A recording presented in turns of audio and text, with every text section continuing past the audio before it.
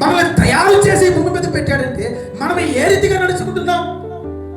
ఆయనకు అనుకూలంగా ఉండాలా, ఆయనకి ఇష్టపూర్వకంగా ఉండాలా, ఆయనకి మహిమార్థంగా ఉండాలా, ఆయనకి ఘనత తీసుకురావాలా.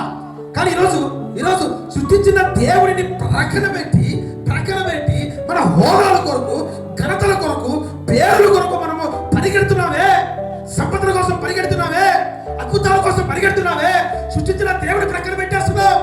గమనించండి ప్రియమైన సంగమా, ఈ రాత్రి ప్రభు అంటున్నాడు, సృష్టించే దేవుని ముందు పెడదాం. ఆ మిగతావన్నీ నీ పాదాల దగ్గరికి నా ప్రభు తీసుకొచ్చి పెడతాడు, అన్ని తీసుకొచ్చి పెడతాడు. ఈ రాత్రి ప్రభు సవాల్ చేస్తున్నాడు ప్రియమైన సంగమా, ఒక బలమైన మాట మనకి చెప్తున్నాడు.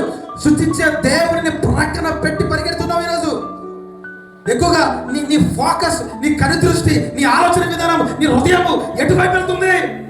లోకంలో ఆకర్షణ, సినిమాల వైపు, గొడవల వైపు, మద్యపానం వైపు వెళ్ళిపోతుంది, కానీ అల్లరితో కూడిన వైపు వెళ్ళిపోతుంది. కానీ సరైన దేవుడు, సజీవుడైన దేవుడు, నిజమైన దేవుడు, అద్భుతమైన దేవుడు, నడిపించిన దేవుడు, బలమైన దేవుడు వైపు మాత్రము మనుషులు తిరగట్లా.